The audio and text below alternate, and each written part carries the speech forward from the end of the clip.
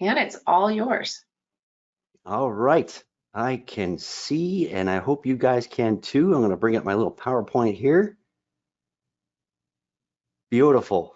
Well, thank you, Katie, and welcome everyone to the top 12 tips and tricks for the iPhone 12. I'm really excited to do this webinar.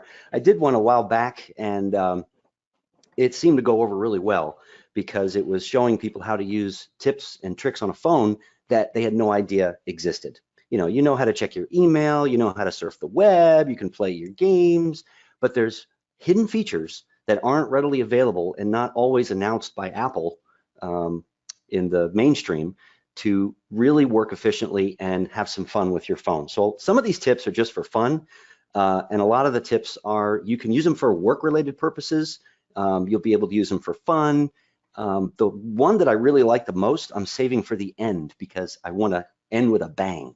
And I think it's really going to make your lives easier, especially when it comes to when you need to sign documents. That's a little hint right there. So anyway, let me just introduce myself before we get started. My name is Dan Bressler. I'm one of the senior technology coaches at the law firm of Nelson Mullins, Riley, and Scarborough. I'm located in Orlando, Florida. And today's webinar is going to be a little different than you've ever had before because it's not going to just be me showing stuff on my screen. I'm actually going to share my webcam so you can see my iPhone. That way you're able to see all of the actions that I will perform and that I'm going to show you how to do. Feel free to whip out your phones and follow along. Try not to get lost though, because I'm going to kind of go at a quick pace just because I've got 12 topics to cover and only about 45 minutes to do it. That gives me about 4.5 minutes to cover each topic. So I'll go through all of them one by one and show you step by step how to do it. So you can feel free to use your phones too. Now, with that being said, if you have not upgraded to the latest iOS 15 or higher, you may not see just some of the features that I'm going to go over today. So if you don't see it on your phone as we're going through this, don't panic. When you update your phone, you should be able to see it just fine. Also, as Katie mentioned, if you do have any questions, feel free to just type them in. I'll try to answer them at the end of the webinar. I am in no way an Apple iPhone expert, but I'm very versed in iPhones. So I'm hoping to be somewhat knowledgeable on the iPhone features. So I'll try my best to answer any questions that you have. And also, as mentioned, there is a handout that you can use. It goes over pretty much everything we're going over today and some bonus features that I just really wanted to share that we don't have time to cover today. So let's get started. The topics that I want to cover, I just mentioned all that stuff. The topics I'm going to cover are going to be as follows, the 12 tips and tricks. First, I'm going to show you a feature with the camera shutter button that you can use. Drag and drop photos into an email, but I also found other ways to do this, so this might not be something you use at all, but I'll just let you know that it is a new feature you can utilize if you want to play with it. Screen video recording. You have members of your family that just don't get how to use their iPhone? Well, you can record everything you do on your phone from beginning to end and send it to that family member. You can also record your audio, so you can speak while you're instructing on your phone. So I'll show you how to do that. Customizing your home page with widgets. Maybe you've already played with that, and I'll show you a little bit more about it in a few minutes. There's a new measuring feature that comes with the leveler now. I don't know if you knew that the iPhone has a leveler that you can use instead of going to Home Depot and buying yourself a leveler. I just actually put up shelves in my garage last weekend, and I used my iPhone to see if the shelves were level. And of course they were. And I'll show you the other feature in there for measuring items as well. Really cool. And of course, the old back tap that was mentioned in the email. The back tap feature, well, I'm going to save it for when we cover that topic. I'm not going to steal my thunder, but I will show you how to use that new feature. Also, there's a tiny little editing toolbar while you are text messaging. I'll show you how to bring that up. Also, silence all potential spam calls. Sometimes you'll get a call and it's potential spam, potential spam, potential spam, and it happens 4 or 5 times a day, as it does for me. Well, now you can silence those. However, there's a caveat to that. It depends on your provider, and I'll talk more about that when we get into that setting. How to pin your text messages and conversations to the top for your quick and easy access on the screen. Some of you may have already figured that out, but if not, I will show you. Also, one of my favorites, add your handwritten signature to any photo. That comes in real handy if you are sent a photo of a document that you need to sign. And you can actually add your signature without using a printer. You know how you have to sign it on a piece of paper and then you have to scan it in and then send it again? No, sir. No, ma'am. You can do it directly from your phone. And then Safari. We all do it. We've all got about 150 tabs open in Safari. You got websites open out at the yin yang, and now you need to close all your tabs. Well, there is a feature now, it's hidden, that you can close all of your tabs at once. Then my final one, this is the drum roll. The best feature that I'm going to show you today is how to save an entire web page as a PDF on your phone. And there's an extra feature that I want to show you as well, using screenshots. So those are the topics we're going to cover. Again, feel free to follow along. I'm going to go ahead and stop the PowerPoint, and we're going to do something that we've never done before. As Captain Kirk used to say, going where no man has gone before. I'm going to share my webcam. So here we go. I'm going to unshare my screen, and then I'm going to share my webcam. All right. Hopefully you all can see that, and there is my phone. Look at that. I hope this works. Now, it might be a little bit blurry. That's perfectly fine. The text doesn't really matter in this case. What matters is that you can see the screen and all the icons that are going to be shown and the features that we're going to show. So let me try to move a little closer. All right, hopefully you can all see that. If not, Katie, just let me know if my video is not working anymore, because I'm not sure if the video will cut out at any point. We've never done this before. We're in uncharted territory. Will do, and we can see the phone, so thank you. Beautiful.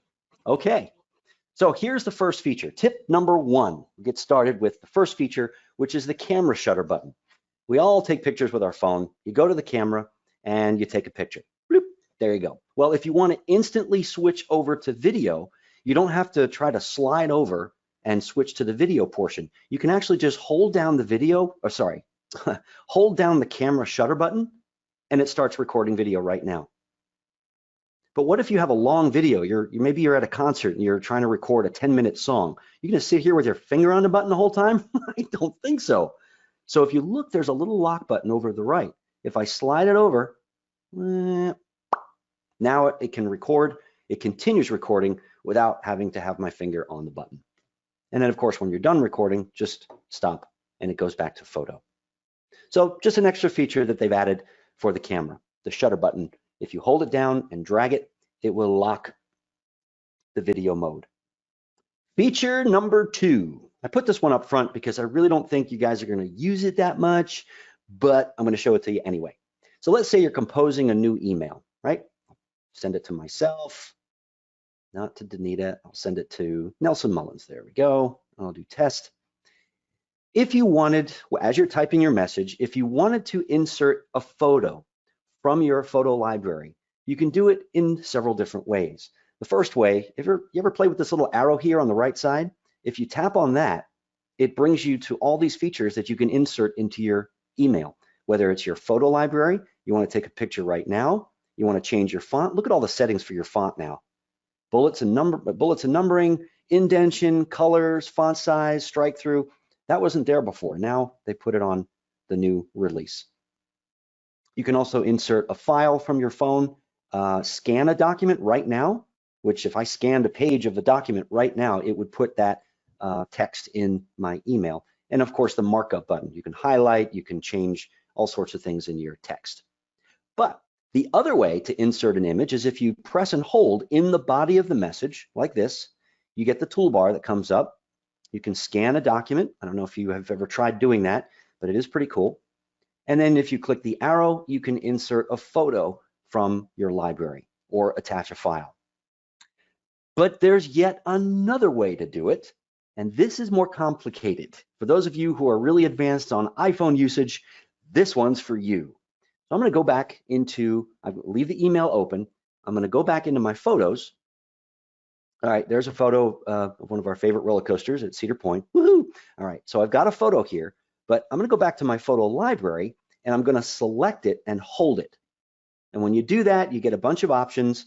Ignore the options that pop up. You're just going to move the photo around. You see how you can drag and drop it now in your photo library? Pretty cool, right? Now, here comes the difficult part. You have to take your other finger and swipe back up, photo still being dragged, go back to your email, and then it can be dropped directly into the body of your message like that. Pretty complicated, isn't it? I don't think anybody's going to want to do that. It's probably easier just to tap in here, use the arrow, and go to your photos this way, right? So pick and choose. There's 3 ways to do it. I just wanted to show you that they did now add a feature to be able to drag and drop your photos into an email. By show of hands, who's going to really use that? I'm kidding. You don't have to raise your hands. Feature number 3, customizing your homepage with widgets. This was kind of a cool feature, although I kind of got upset because as you put widgets on your homepage, it moves all of your icons. And then when you decide, nah, I really don't want that widget anymore, your icons don't go back to the default positions. So be warned, if you do use widgets, you may get a little upset at the fact that all of your icons have moved to other pages. I know how that's frustrating because I get frustrated myself. If one icon moves to another page, I'm like, where is it? So you kind of get used to where your icons are. So this right here is an example of a widget up at the top. I chose this one because it's a multi-faceted widget. If I want to listen to any music that I've had open on my phone recently, I can just tap any one of those albums. If I swipe down, I can look at the maps. I know it's hard to see there. Pictures, that photo, I don't know why I picked that photo. It goes through your photo album and rotates the pictures. So I could tap on it right now and go to that picture. The calendar event, so if I wanted to see this more in detail, I could just tap on it and it opens my calendar. All right, and then if I go back to the widget, it tells me the weather as well. So I can just keep scrolling through and find, the tasks that I find more beneficial to be on my homepage. Now, how do you get a widget on your homepage? Very, very simple. If you tap and hold on a blank area of your phone, here, doesn't matter. I'm just going to tap and hold. All of your icons start getting scared. We call it the wiggle effect. They're waiting for you to delete whichever one that you decide you don't need anymore. They're shaking in fear. But at the top left, you're actually going to see a plus sign up at the top. Let me see if I can reduce my brightness here so y'all can see that a little better. All right, let me do this again. There we go. So up at the top left is the plus sign. If you tap on the plus symbol, you now have access to all of these different preset widgets that you can put onto your homepage. If you want to put a single app on the homepage, you can choose from one of these here. Now, I am not going to add a widget because it's going to make me very mad that all of my icons are going to move again. But first I tried doing the clock. So I added the clock to my homepage and there it was. It was a clock up at the top and it was always there to tell me what time it was. But I added this multifaceted widget so I can go through and find whatever tasks that I commonly use. Check the weather, look at my grocery list, send a message to my dad. There's more notes that I've added recently. And then the last 2 things that I performed, the last 2 tasks were here. I added to my grocery list and I sent a message to my dad earlier. So it kind of learns your habits and it allows you to access those apps directly from the widget. So feel free to add widgets to your homepage however you choose. And you can add multiple widgets to your homepage, not just one. All right, feature number 4, record your iPhone screen. I love this feature because, as we get older, we don't really, we don't use technology that much and it gets far beyond what our brains can comprehend. So for example, unfortunately, I'm going to use my dad as an example. He loves his iPhone, but he just doesn't know how to do certain things that I ask him to try, like go to a text message and take a picture because I needed to see a document that he received. So he's in his text messaging and he doesn't know where to go in order to take a picture. So I decided to record a video of me doing it so he could figure out how to do it on his phone. So to do that, you're going to go to your control center. And by the way, if you don't know how to get to your control center easily, go to the top right corner of your phone and just swipe down, and there it is. At the end of this webinar, I'm going to show you another way that you can quickly get to your control center, just in case you're swiping from a corner, doesn't always work. Right here at the bottom is a record button. See, I just tapped it. It gives me a countdown, and now it's recording everything I do on my screen. So there it is at the top left, showing me in red.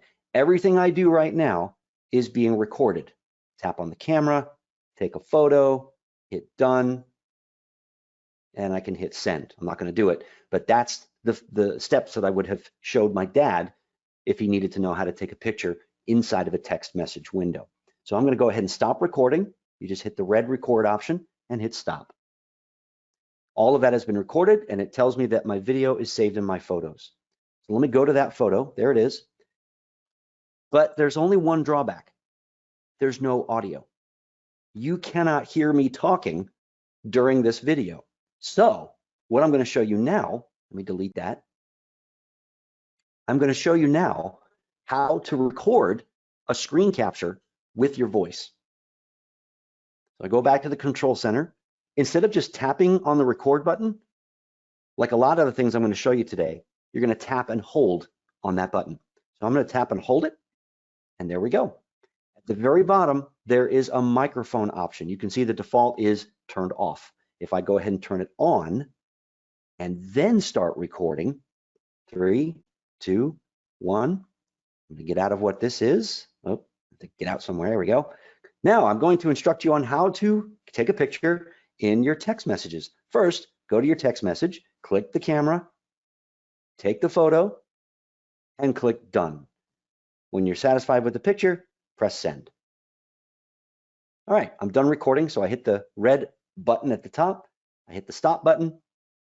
My now recording is now saved in my photos. Let me go directly to it and listen closely. You're actually going to hear my narration while I'll let you hear it. Your text messages. First,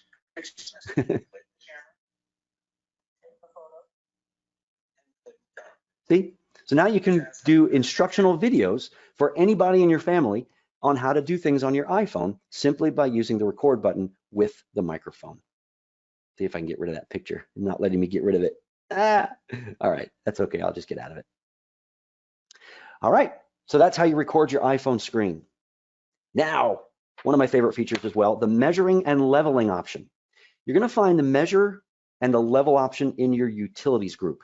Mine is on my first page, so I'm going to go into utilities, and there it is. There's measure.